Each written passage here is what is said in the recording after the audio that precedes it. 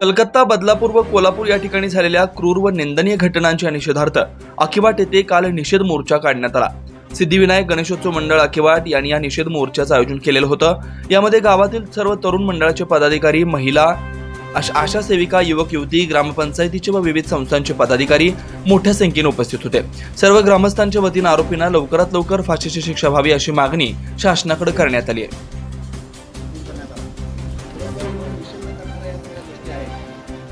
यामध्ये मानवतेला काळीमा बसणाऱ्या सगळ्या गोष्टी आहेत। आज आपण जिल्ह्यापर्यंत या गोष्टी येऊन पोहोचल्या असतील तर आमची सगळ्यांची आठवण करायची शासनाला, प्रशासनाला ही विनंती आहे।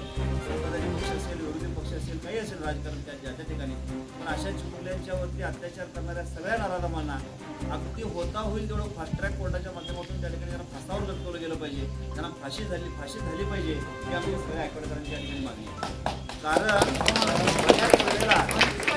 बऱ्याच वेळेला तुम्ही जर बघितला ही सगळी लोक गुन्हा करणारी लोक कायद्याचा गैरवापर करतात, त्यातल्या वाटा शोधतात आणि स्वतःला वाचवण्याचा प्रयत्न करतात। पण किमान या बाबतीत तर का होईना कायदा असेल, कोर्ट असेल, या सगळ्यांनी संवेदनशीलता बाळगली पाहिजे आणि या लोकांना लवकरात लवकर फाशी झाली पाहिजे अशी आम्ही शासनाला या ठिकाणी आठवडकरांच्या माध्यमातून मागणी। आणि तुम्ही जर बघितला तर आता या ठिकाणी कमी वेळामध्ये या मोर्चाचं आयोजन आम्ही सगळ्यांनी केलं आणि खरोखर मी अगदी मनापासून सिद्धिविनायक तरुण मंडळ त्यांचे कार्यकर्त्यांचा आभार मानेन की त्यांनी चांगल्या प्रकारे नियोजन केलं। त्याचबरोबर गावातील सर्वच तरुण मंडळ असतील, सर्व नागरिक असतील, मोठ्या प्रमाणावर या ठिकाणी आमच्या अंगणवाडी सेविका आहेत, त्याचबरोबर महिला आहेत, बऱ्याच प्रमाणात विद्यार्थिनी आहेत, हे सगळेजण या ठिकाणी सहभागी झाला।